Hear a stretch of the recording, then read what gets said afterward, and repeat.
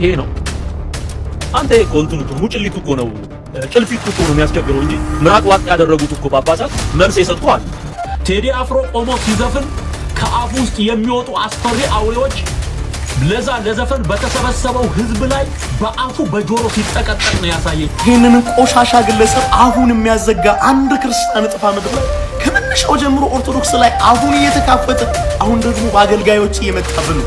ብዙ ሰዎች ቤተክርስቲያን ዘፈንን እንደምትፈቅድ አድርገው ብዙ ቪዲዮዎች እየሰሩ ቤተክርስቲያንን ለመተቸት ሲሞክሩ እየተመለከትን ነውና እንኳን በቤተክርስቲያን ትምህርት እንኳን ዘፈን ቀርቶ ስጋዊ ዘፈን ቀርቶ መጽሐፍ ቅዱስ እንደሚያስተምረንም ቤተክርስቲያን እንደምታስተምረንም ሞቅ ያለ መዝሙር ራሱ በጣም ስጋ በጣም ያስደስት መዝሙር ከመንፈሳዊነት ወደ ስጋዊነት ሲያይል ቤተክርስቲያን ታስቆመዋለች። ማህሌት እንኳን ሲደምቅ በጸናጽል ነው የሚያስቆሙት አባቶቻችን። ዘፋኝ በሙሉ ኦርቶዶክሳዊ ነው። ይህንን በማስረጃ ነው መሞግታችሁ። ትልቅ ስቱዲዮ አላችሁ አዲስ አበባ ላይ ሻኩራ ስቱዲዮ፣ ዘፈን ወይንም ሙዚቃ የሚፈበረክበት ፋብሪካ ማለት ነው። የዛ ባለቤቶች ፕሮቴስታንት እንደሆኑ ምን ያህሎቻችሁ ናችሁ የምታውቁት? ኑ ናና ከሚል ንቅል እየተንፈራፈረ ከሚጨፍር ጴንጤ የቴዲ አፍሮ ሺህ ጊዜ ይበልጣል። ሺህ ጊዜ በእግዚአብሔር ስም እግዚአብሔርን ስሙን እየጠሩ ከሚጨፍሩ ጨፋሪዎች የእግዚአብሔርን ስም አክብረው አይ ሃይማኖት ሌላ ነው ባህል ሌላ ነው ብለው ለይተው የሚዘፍኑ ዘፋኞች በስንት ጣይ ነው በስንት ጣይ ነው። ይሄን 2 3 4 ቀን ከዚህ ሳምንታትን በፊት ዘፈኖች ወጥተዋል። አንድ ጴንጤ ኮምፕሌን ሲያደርግ አላየኸው? አንድ ጴንጤ ወጥቶ እንደዚህ ሲል አላየኸው? ኦኬ ቴዲ አፍሮ ሲዘፍን ምን ተፈጠረ? ያልገባኝ ነገር ይሄ ነው። ቴዎድሮስ ካሳ ዘፈነ ብላችሁ ምንድን ያስጨነቃችሁ ነገር? ክቡር መለስ ዜናዊ ስለ ቴዲ አፍሮ ሲናገሩ ዶሮ በረጅም ገመድ አስሮ ሲለቋት የተፈታች ኃይል ይሰማታል የሚል መልእክት አስተላልፈው ነበር። በአንድ ሀገር ውስጥ አንድ መንግስት እንጂ ሁለት መንግስት የለም።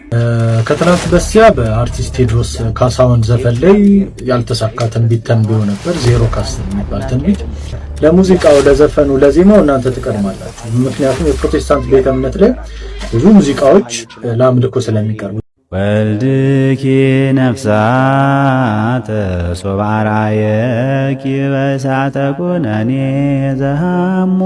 ለኢትዮጵያ ኦርቶዶክስ ተዋሕዶ ቤተክርስቲያን ጥብቅ መልእክት አለኝ። ቤተክርስቲያን የወንበዴ ዋሻ አይደለችም፣ የዘፋኙ ዋሻ አይደለችም፣ የዘፈኑ ዋሻ አይደለችም። ዘፋኝ በሙሉ ኦርቶዶክሳዊ ነው። ይህንን በማስረጃ ነው መሞግታችሁ። አብዛኞቻችሁ ከቴዲ አፍሮ አልበም ከመለቀቅ ጋር አያይዛችሁ ነው የኦርቶዶክስ ተዋሕዶ እምነትን ከዘፋኝነት ጋር ለመውቀስ የሞከራችሁትና እኔም ከሱ አልበም አንፃር ልነሳ በማስረጃ። የቴዲ አፍሮን አልበም ያቀናበረው ወጣቱ ልጅ ፕሮቴስታንት እንደሆነ ምን ያህሎቻችሁ ናችሁ የምታውቁት? ሌላው በቴዲ አፍሮ አልበም ላይ በአንድ ትራክ ላይ የተሳተፈ አንድ ልጅ አለ።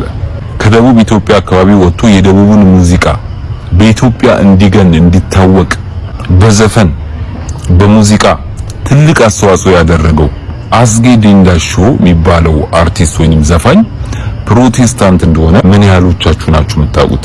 አለፍ ወዳሉት ደግሞ ሊሂድ ዘመናዊ ሙዚቃዎች በተለይ አሁን ባለንበት ዘመን አብዛኛዎቹን የሚያቀናብሩት እንደነ ጊሎ ካሳ እንደነ ካሙዙ ካሳ አይነቶች የፕሮቴስታንት እምነት ተከታይ እንደሆኑ ምን ያህሎቻችሁ ናችሁ የምታውቁት? ትልቅ ስቱዲዮ አላችሁ አዲስ አበባ ላይ ሻኩራ ስቱዲዮ፣ ዘፈን ወይንም ሙዚቃ የሚፈበረክበት ፋብሪካ ማለት ነው። የዛ ባለቤቶች ፕሮቴስታንት እንደሆኑ ምን ያህሎቻችሁ ናችሁ የምታውቁት? በጣም ብዙ መጥቀስ እችላለሁ። እናም እባካችሁ ግድ የላችሁ የኛም ቤት መታችሁ የኦርቶዶክሳውያንን ቤት መታችሁ ታጸዳላችሁ።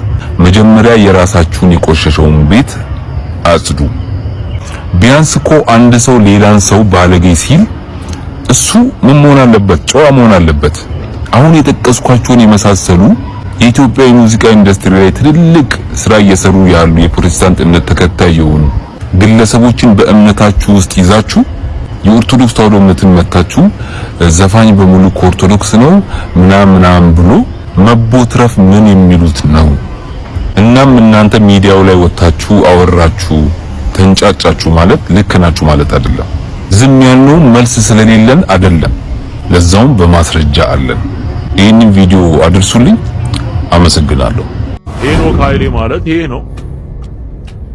አንተ እኮ እንትኑ እኮ ነው ሙጭሊቱ እኮ ነው ጭልፊቱ እኮ ነው የሚያስቸግረው እንጂ ሄኖክ ኃይሌ ስለመጣብን ዝም አንልም።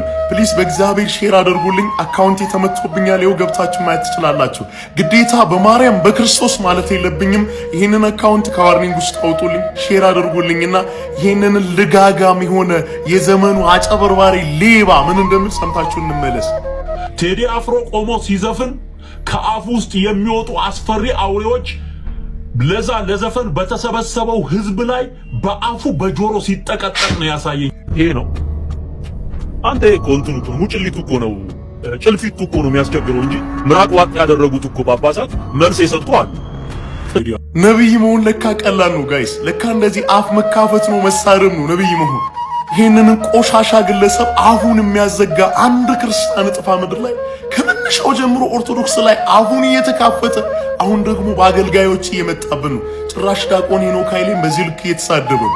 ኦርቶዶክሳውያን አንድ ሰው ይጥፋ ይሄንን ሰውዬ ልጋጉን የሚያዘጋበት አፉን የሚያዘጋበት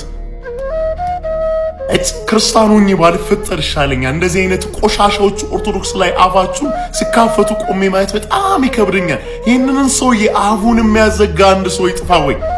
ሰሞኑን ብዙ ሰዎች ቤተክርስቲያን ዘፈንን እንደምትፈቅድ አድርገው ብዙ ቪዲዮዎች እየሰሩ ቤተክርስቲያንን ለመተቸት ሲሞክሩ እየተመለከተን ነውና ትክክለኛ ቤተክርስቲያን ትምህርት ወይ ደግሞ በዘፈን ላይ ምን አይነት አስተምሮ ነው ያላት የሚለውን እንደውም ከዚህ በፊት ሰምታችሁ ማታውቁትን ጭምር እንግዲህ አብረን እናያለን ዛሬና ግን በሰዎች ፍላጎት ላይ ተመስርታችሁ ቤተክርስቲያኗ እንደምትፈቅድ አድርጋችሁ ቤተክርስቲያኗን አንዳንዶችማ ለመምከር ጭምር ቤተክርስቲያኗን ሲሞክሩ ያየው ነበርና አንገታቸው ላይ ማተም ያሰሩ ሰዎች ዘፈን ቢሰሙ ዋቴቨር በተለይ ደግሞ ቴዲ አፍሮ ሙዚቃ ከለቀቀ በኋላ እንደ አይነት ነገሮች በጣም እየተሰሙ ስለሆነ ማለት ነው እና በራሳቸው ፍላጎት ቢያደርጉ ያንን ቤተክርስቲያኗ ፈቅዳላቸው ወይ ደግሞ አድርጉ ብላቸው ሳይሆን የሰውየው የግለሰቡ የማንነቱ ፍላጎት እንጂ የቤተክርስቲያኗ አስተምሮ አይደለም። ግን ቤተክርስቲያን እንዴት ነው ስለ ዘፈን ያላት አመለካከት እንስማ እስኪ።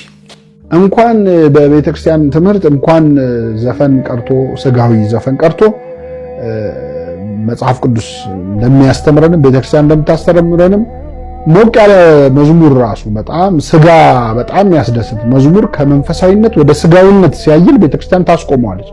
ማህሌት እንኳን ሲደምቅ በጸናጽል ነው የሚያስቆሙት አባቶቻችን። ለምን ነፍስ እንጂ ስጋ የምትደሰትበት ስላልሆነ ዝማሬ ማለት ነው። ወደ ጥንታውያን አባቶች እርሊ ቸርች ፋዘርስ ወደምንላቸው ስንሄድ የዜማ መሳሪያም እንኳን ስጋዊ ነው ይሏል። ኃጢአት ነው ባይሉም ስጋዊ ነው ይሏል። ምክንያቱም የዜማ መሳሪያ ያስፈለገው ሰው አይምሮውን በዝማሬ በጸሎት ተመስጦስ መክተት ስላልቻለ ያንን የአይምሮውን ድካም ለመርዳት የተዘጋጀ ነገር ነው እንጂ አሁን ቅዳሴ እየተቀደሰ ከበሮ ቢመታ እንደ ዲስትራክሽን ነው፣ እንደ ረብሻ ነው የሚቆጠረው።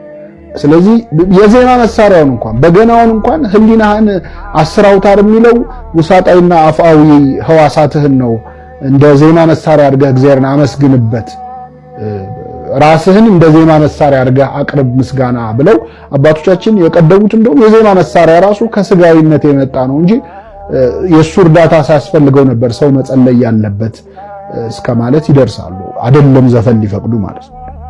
ስለዚህ አባቶች በድምጻ መንፈስ ዝብጥ ያውታረ መሰንቆ ለልቤ ይላል አባ ጊዮርጊስ። በመንፈስ ቅዱስ መምቻ የልቤን መሰንቆ ምቺው ልጅሽን ላመስግነው ይላታል እመቤታችን። እንዚራ ስባት ሃርፕ ኦፍ ስፒሪት የተባለው ደግሞ የነ ቅዱስ ኤፍሬም የነ ያዕቆብ ዘስሩግ ጸሎት የሚያሳየው የሰው ሰውነቱ ራሱ የሰው ህሊና ህዋሳቱ ራሱ የዜማ መሳሪያ ነው እግዚአብሔርን ለማመስገን።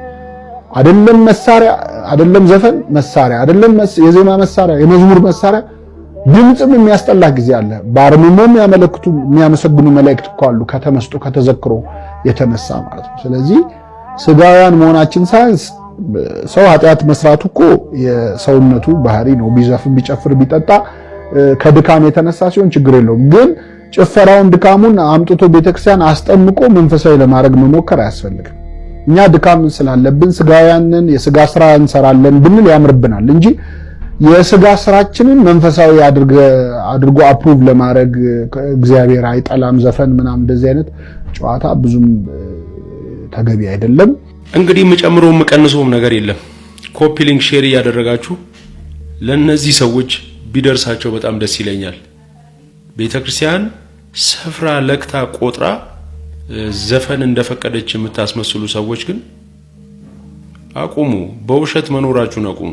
ኑ ናና ከሚል ንቅል እየተንፈራፈረ ከሚጨፍር ጴንጤ የቴዲ አፍሮ ሺህ ጊዜ ይበልጣል። ሺህ ጊዜ የጥላውን ገሰሳ ሀገሬ ኢትዮጵያ የሚለው ሺህ ጊዜ ይበልጣል።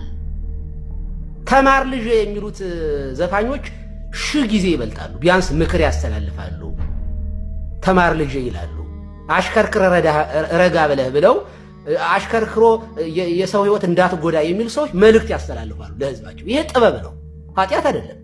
አሽከርክረ ረጋ ብለህ ብለው መናገራቸው ኃጢአት አይደለም። ምንም እንደው ዲቤት መግባት እችላለሁ እኔ በዚህ ጉዳይ ላይ ማለት ነው። ይምጣና እስኪ በመጽሐፍ ቅዱስ ይከራከረኝ።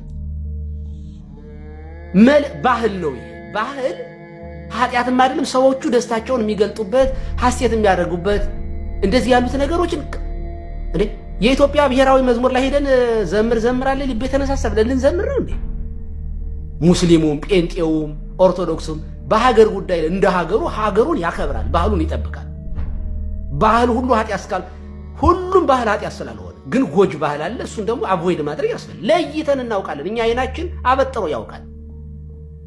ይሄንን መረዳት ያስፈልጋል። ከዛ በተረፈ እስኪ እኔ ልክፈት እንደዚህ ጋር ቄሱኝ በጣም እኔ በቃ በጣም እንትን ስለምል ማለት ነው። እኔ ለቤተ ክርስቲያን ክብርም ለራሴም ክብር ስላለኝ ነው እንጂ የቴዲ ታደሰ የሚባል የጴንጤዎቹ ዘፋኝ እንትን ዘማሪያቸውንና የቴዲ አፍሮን ጥቁር ሰው የሚለውን አውጥቼ እዚህ ጋር ላሰማችሁ። ክፈቱልኝ እስከ ፈረሱ ድምፅ ድረስ የቴዲ አፍሮን ኮርጀው ወስደው ሆ እያለ የፈረስ ድምፅ እያሰማ ማለት ነው። በእግዚአብሔር ስም እንደዚህ እግዚአብሔርን ስሙን እየጠሩ ከሚጨፍሩ ጨፋሪዎች የእግዚአብሔርን ስም አክብረው አይ ሃይማኖት ሌላ ነው ባህል ሌላ ነው ብለው ለይተው የሚዘፍኑ ዘፋኞች በስንት ጣይሙ በመድኃኒዓለም በስንት ጣይሙ እንዴ! የኔ እናቴ እንኳን በልጅነቴ ማርያምን ገብርኤልን ስል ምላስከን አውጣት ትለኝ ነበር። የጥሬ ጓደኛህ ትለኝ ነበር እናቴ። ያቺ ምንም የማጽፈው የማታነበው የገጠሯ እናቴ የእግዚአብሔርን ስም በከንቱ አትጥራ የሚለውን ጠንቅቃ የምታውቅ እንኳን በጭፈራ ይቅርና የእግዚአብሔርን ስም እንደው እንደ እውነት እንኳን ቢሆን እግዚአብሔርን ማርያምን ማለት በነገራችን ላይ ኃጢአት ነው። እውነት ከሆነ እውነት፣ ውሸት ከሆነ ውሸት በሉ ነው። እወ ወእመኔ አልዋ በቃ ይሄ ነው። አይደለም እውነት የምትል ቤተክርስቲያን ስመ እግዚአብሔርን እንኳን አክብራ የምትጠራ ቤተክርስቲያን እኔ ያለች። እነሱ ግን እንዴ ሲወዛወዙ ሲደንሱ ሲጨፍሩ ሲዘሙቱ አይደለም የእግዚአብሔር ስም እየጠሩ ነው። ማን ነው ግብረ ሰዶማዊን የሚያጋባ? ማን ነው? እንዘርዝር እንዴ? እና እነዚህ ናቸው ለኛ ሃይማኖትን የሚያስተምሩን መጽሐፍ ቅዱስን የሚያስተምሩን። የነሱን ሐሳብ ፖለቲካ ነው። የጠቅላይ ሚኒስቴሩ ሚስት እኮ በመዝሙር ሰበብ የምርጫ ቅስቀሳ እያደረገች አይደል? ጀግና እኮ ናት። ያንን ድባንቅ የሚመታ ድባቅ የሚያደርግ የቴዲ አፍሮ ዳስ አስጥሏቸዋል። ያ ነው ያመማቸው ፖለቲከኛ እና ይጩፋ ነው ለሃይማኖት ተቆርቆሮ ስለ ዘፈን የሚያወራው። እናምጣ ወይ እዚህ ጋር ላይ እናምጣው፣ የጨፈራቸውን ሙዚቃቸውን እንክፈተው፣ እናሰማቸው። የትኛው ስሜት ቀስቃሽ እንደሆነ የትኛው እንደሚያስጨፍር በጎጃምኛ፣ በጎንደርኛ፣ በወሎኛ በባህላዊው ዘፈን እኮ ነው የሚጨፍር እኮ እነሱ። ኧረ ምን በባህሉ በዳንሱ ውዝዋዜ ከወገብ በታች እንዳለ አይደል የዘፋኞቹን ዘፈን የቀሟቸው። እውነት ለመናገር እኛ ቤት ግን ውዝዋዜ እንደዚህ የለም። በእኛ ቤተ ክርስቲያን ውስጥ ወረብ እንኳን ደመቅ ሲል ስርዓት ያዝ ነው የምንለው እኛ። ለዚያ እኮ እኛ እኮ እየተሽከረከረ ከበሮ የሚመታን ቄስ እኮ የምንቃወም ሰዎች እኮ ስሜት ውስጥ አትግቡ። መዝሙር ስሜት አይደለም፣ እግዚአብሔርን የምናይበት የምንመሰጥበት ነው። የሚጨፍሩ ደመቅ በለው ያዝ እየዘለላችሁ የሚያዘልል የአውሮፓን ሙዚቃ የሚያስንቅ እኮ ነው። በያሬዳዊ ዜማ እኮ ነው እነሱ እኮ የሚጨፍሩት። ሲጀመር ዜማችንን ወሰደ ደግሞ ይላል። ደግሞ ጴንጤ ደግሞ ምን ዜማ አለው ሲጀመር? በነገራችን ላይ ዘፋኞችም የወሰዱት ዜማችን የቅዱስ ያሬድ ነው። የእኛን ዜማ የቤተ ክርስቲያኗን ዜማ ነው የወሰዱት። ዘፋኞች እንኳን ቢሆን አለው እኮ እኛ እኮ መልእክት እኮ አለው እኮ ደረት፣ ጭረት፣ ድፋት፣ አራራይ፣ አንብር ምናምን አለው እኮ ዜማ እኮ አለው እኮ። ምክንያቱም ኢትዮጵያዊ ዘፈን እንኳን ዜማው ያሬዳዊ ነው። የኛ ነዋ። ከኛ የተወሰደ ከሌላው ዓለም ጋር አይገጥምም። ዘመናዊው ካልሆነ ባህላዊው ከኛ ነው የወሰዱት ዘፋኞች እንኳን። ጴንጤ ሲጀመር ምን አለው? ምን የትኛው ካልቸር ነው? በኢትዮጵያዊነታቸው ቢኮሩ የእነሱም ጭምር ነው። እና ዳንስ ግን አድርገው የሚጨፍሩ ሰዎች አምጥተው ለእኛ ሊሰጡን አይችሉም። ጭፈራ እኔ እውነት ለመናገር እኛ መዝሙር ነው ያለን፣ የተረጋጋም የንስሐ መዝሙር አለን፣ የበገና መዝሙር የሽብሸባ መዝሙር አለን። እኛ ማይሌተ ገንቦ አለን። እኛ ዘፋኝ አገር ደግሞ ዘፋኞች ደግሞ ከሃይማኖት ውጭ ናቸው። ባህል አገራዊ የሆነ ነገር ነው፣ የተለየ ነገር ነው። ቄስ አይደሉም፣ ዲያቆን አይደሉም፣ መርጌት አይደሉም። እነሱ ሌላ ናቸው። ጴንጤ ቤትስ አስረሽ ምጮህ አይደል እንዴ? ሪትሙን እኮ አይቀይሩትም። እንዲያውም ፈጠን አድርገው ምን መልእክት ያስተላልፋል? ምን ጨፍሩልኝ ብሏል እግዚአብሔር? ዝፈኑልኝ ብሏል እግዚአብሔር? እና ዘፈን እነሱ አይደል የሚዘፍኑት? እና ዘፋኞቹ መተው ደግሞ በዘፈን ሊከሱ ነው እንዴ? ጨፋሪዎቹ መተው ሊቀኛል ሊከሱ ነው ወይ? አይችሉም። እህሳ ምንድን ነው? የአገሪቱን መንግስት የእነሱ ብቻ አድርገውታል። ቴዲ አፍሮን በተመለከተ አንድ ነገር ጽፌ ፖስት አድርጌ ፕሮቴስታንቶች ትዝብቴን አስቀምጫለሁ። ምን ይሄን 3-4 ሳምንት የተለያዩ ዘፈኖች ተለቀዋል። ሉቃስ ዓለም ላይ ነው የምኖረው፣ መቼም እናያለን። ዘፈን ኃጢአት ነው። ዘፈን እኔ አልሰማም። ቤተክርስቲያኔ ከልጅነቴ ጀምሮ ዘፈን እንዳልሰማ አድርጋን ያሳደገችኝ። የዘፈንም አድናቂ አይደለሁም፣ ዘፈኛም አይደለሁም። ዘፈንም አልሰማም፣ ዘፈንንም አላበረታታም። ግን ደግሞ እታዘባለሁ። ምድር ላይ ነው የምኖረው፣ መነኩሴ አይደለሁም። ገዳም ውስጥ ወይ ዋሻ ውስጥ አይደለም ያለሁት። ይሄን 2-3-4 ቀን ከዚህ ሳምንታትን በፊት ዘፈኖች ወጥተዋል። አንድ ጴንጤ ኮምፕሌን ሲያደርግ አላየኸውም? አንድ ጴንጤ ወጥቶ እንደዚህ ሲል አላየኸውም? ኦኬ። ቴዲ አፍሮ ሲዘፍን ምን ተፈጠረ? ያልገባኝ ነገር ይሄ ነው። ቴዲ አፍሮ ሲዘፍን ምን ተፈጠረ? ምን ሆናችሁ? ምን ቢነካችሁ ነው? ምን የሆነ ነገር ቢነካችሁ ነው እንደዚህ የምትንጫጩት ብያለሁ። ምን ይዟችሁ? ምን ነካችሁ? አንደኛ ራሳችሁን አስፎገራችሁ። ኦኬ፣ የሆነ ችግር አለ ማለት ነው እንዴ? ልክ ጭራሽ እንዲሁም የኦርቶዶክስ ቤተክርስቲያን ዘፋኝ ዘፋኞች ልካ ዘፋኝ ግጥም ዜማ ሰታ የምታዘፍን አስመስላችሁ አንዱ ፓስተር ይወጣና ለኦርቶዶክስ ቤተክርስቲያን መልእክት አለኝ እንዴ ነኑኒና ናናና ያለ ያንተ ዘማሪ ሲዘፍን መቼም ዝማሬ አትለኝም። ነኑኒና የሚባል ዘፈን የለም። እኛ ወተን ለመካነ ኢየሱስ መግለጫ አለን፣ ለሙሉ ወንጌል መግለጫ አለን አላልንም አንልም። ምክንያቱም እኛ ጨዋዎች ነን አንልም እኛ። እናንተ ግን ቴዎድሮስ ካሳ ዘፈነ ብላችሁ ምንድን ያስጨነቃችሁ ነገር? ምንድን የረበሻችሁ ነገር? የረበሻችሁ ነገር ቀስ እያለ ግን መጣ፣ ተገለጠልኝ፣ ገባኝ። ምክንያቱም አንዳንዶች ፕሮቴስታንቶች እየወጡ በደንብ በግልጽ መናገር ጀመሩ። ኦኬ፣ ግልጽ መናገር ጀመሩ። አይተው ከሆነ አንዱን ቪዲዮ አንተ በዘፈን መንግስትን የምትቃወመው ምን ስለሆንክ ነው የሚል አንድ ጴንጤ ቪዲዮ ሰርቷል። ስለዚህ ያስጨነቃችሁ መንግስትን መቃወሙ ነው ማለት ነው ይመስለኛል። ሜቢ ፕሮቴስታንት እምነት ተከታይ ስለሆኑ ቀዳማዊት እመቤትም ክብር ይግባቸውና ባላቸውም እንደዛ ስለሆነ ይሆናል እሱን ያስጨነቃችሁ። ኃጢአት አስጨንቋችሁ ከሆነማ ኖሮ ከዚህ በፊት ይሄ ሰውዬ 8 ዓመት ሙሉ አልዘፈነም። 8 ዓመት ሙሉ ዘፈን አልለቀቀም። ከሱ በኋላ በጣም ብዙ ዘፈን ተለቋል። ለምንድን ነው ወጣችሁ ቪዲዮ አልሰራችሁት? ለምንድን ነው ወጣችሁ ልክ አሁን የነበረውን አይነት ነገር የማትናገሩት? ራሳችሁን አታዘውም እንዴ? እውነት ወንጌል ጨንቋችሁ ነው? እውነት ኃጢአት ስለሆነ ነው ልትሉ ነው? ይሄማ ራሳችሁን የምታታሉት። አሁን እንኳን እዚህ ቲክታክ ላይ ሉቃስ የተዚል እንደሆነ አንድ በጣም ቫይራል የወጣ እንትን ነበር አይደል? ብዙ ሰው የሚሰራበት ዲዩት እያደረገ ኦኬ። እሱ ላይ እኔ አንድ ፕሮቴስታንት አላየሁም ሲቃወም። እንግዲህ በጣም ቫይራል ወጣል፣ ሚሊየንስ ነው የታየው። በጣም ብዙ ሰዎች በዛ ዘፈን ሰርተዋል፣ ዲዩት እያደረጉ እስከ አድርገዋል፣ አብደዋል። አንድ ፕሮቴስታንት አላየሁም።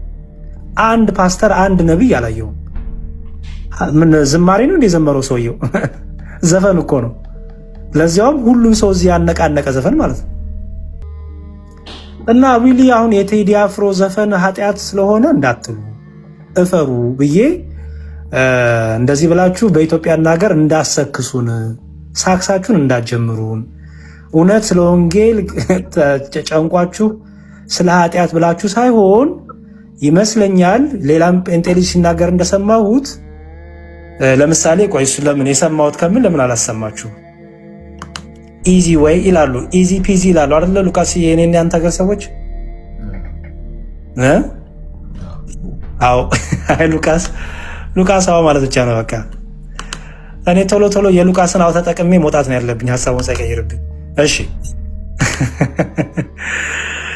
አንዳንድ ፌር መሆን ጥሩ ነው ትቢሆን እውነት እንዴው እንደ አይምሮ እንዳለ ሰው ሆኖ እውነት ለወንጌል እንደሚጨነቅ ሰው እውነት ለወንጌል ካላችሁ ማለት ነው እሺ አሁን እስቲ ይሄን ሰው እንየው አሁን እውነት ይሄ ሰው ይሄ ፕሮቴስታንት ነው እሺ አሁን ማሳየቹ ፕሮቴስታንት ነው የብዙ ጊዜ ኦርቶዶክስን የሚናገር የሚሰድብ የሚነቅፍ ነው ኦኬ አሁን ስለ ቴዲ የተናገረውን በጣም አይቼ በቃ ይሄ ነው ትክክለኛው ለካ ዓላማው ይሄ ነው እንድል አረጋኝ ማለት ነው ተረዳዋችሁ ነቢያቱ ፓስተሩ ምኑ እንደዛ ሲጨነቅ ለካ ይሄ ነው ብዬ እንድረዳ አገዘኝ በጣም ወንድማችን እግዚአብሔር ይስጣው ላሰማችሁ ምን እንዳለ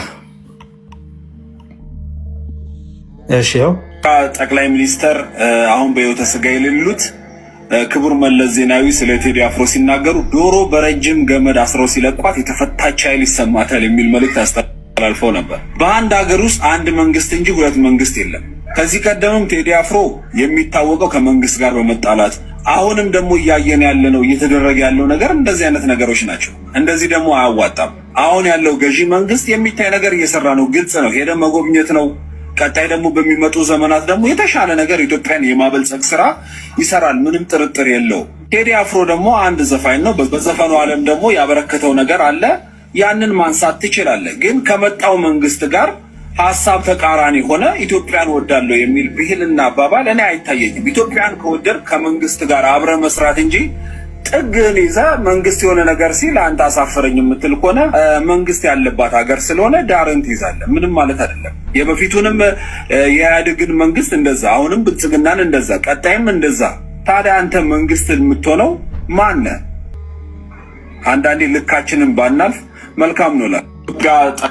እሺ ስለዚህ አሁን ምን ተረዳው? ይሄ ልጅ ፕሮቴስታንት ነው፣ ኦርቶዶክስን በጣም የሚነቅፍ በጣም ኦርቶዶክስን በቃ በብዙ የሚተች ነው። ይሁን ችግር የለውም።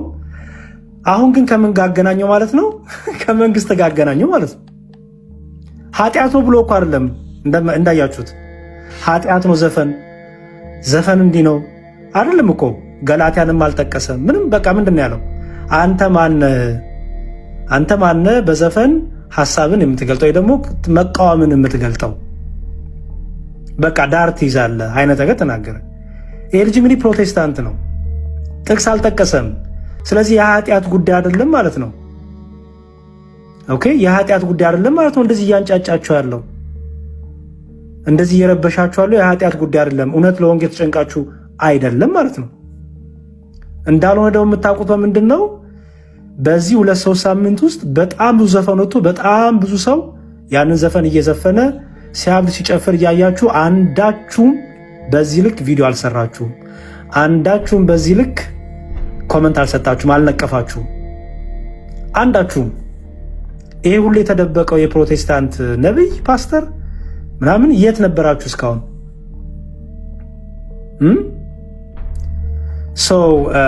እንደዚህ ይሄ ፌር አይደለም።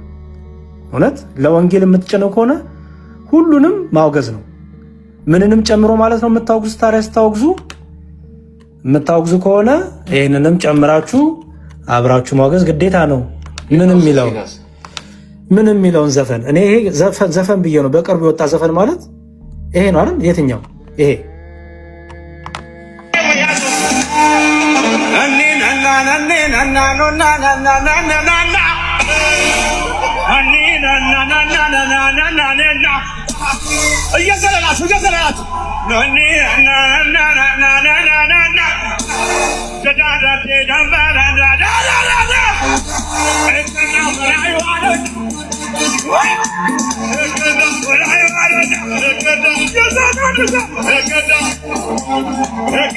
እሺ ይሄም እንግዲህ ለኔ በቃ ይሄን ቪዲዮ 5-10 ጊዜ ኮፒ ሊንክ አድርጉት። ምክንያቱም አቅም እንዲኖረው ስለምፈልግ ነው። ከላይ የምትመለከቱት ነብይ ሱራፌል ከትናንት በስቲያ በአርቲስት ቴዎድሮስ ካሳሁን ዘፈን ላይ ያልተሳካ ትንቢት ተንብዮ ነበር፣ 0 ከ10 የሚባል ትንቢት። ከዛም በኋላ ደግሞ ለኢትዮጵያ ኦርቶዶክስ ተዋሕዶ ቤተክርስቲያን መልእክት አለኝ ነው የሚለው ወንድማችን። እውነት ለመናገር ቤተክርስቲያን መልእክት እንኳን የምትቀበልበት የራሷ አውድ አላት እና መልእክትህ ከዘፋኝነትን ከቤተክርስቲያን ጋር ለማጣበቅ የሄድክበት ርቀት ልክ አይደለም ወንድማችን። ለሙዚቃው፣ ለዘፈኑ፣ ለዜማው እናንተ ትቀድማላችሁ። ምክንያቱም የፕሮቴስታንት ቤተ እምነት ላይ ብዙ ሙዚቃዎች ለአምልኮ ስለሚቀርቡ፣ የኢትዮጵያ ኦርቶዶክስ ተዋሕዶ ቤተክርስቲያን ግን ክብር ይግባቸውና ለሊቃውንት አባቶቻችን ራሱን የቻለ የአምልኮ ስርዓት፣ የዜማ ስርዓት አለ። ከምንጠቀማቸው የዜማ ነዋያት ጀምሮ መጽሐፍ ቅዱስ መሰረት ያላቸው እንዲሆኑ ተደርጎ በስርዓት የተደራጀ ነው። ስለዚህ እንደው መልእክትን ቀና ብለህ በጣም በስርዓት በደንብ በአምልኮ ስርዓቷ ግንባር ቀደም ወይንም ከብዙ ቤተ እምነቶች ታሪክ ቀድማ በነበረችው የኢትዮጵያ ኦርቶዶክስ ተዋሕዶ ቤተክርስቲያን ላይ እንዲህ ቀና ማለቱ ትንሽ አስቸጋሪ ነውና ምናልባትም ወደ አንተ ቤተ እምነት አካባቢ ያሉ ሙዚቀኞች ቢሆን መልእክት ይሄ ነው። ቅድስት ቤተክርስቲያን ግን ዘፋኝነትን ልክ እንደ ስርቆት፣ እንደ ውሸት፣ እንደ ሐሜት ኃጢአት ነው ብላ ነው የምታስተምረው። ልጆቿም ከዛ ቀና መንገድ እንዲመለሱ አበክረው ትመክራለች። መልካም ቀን።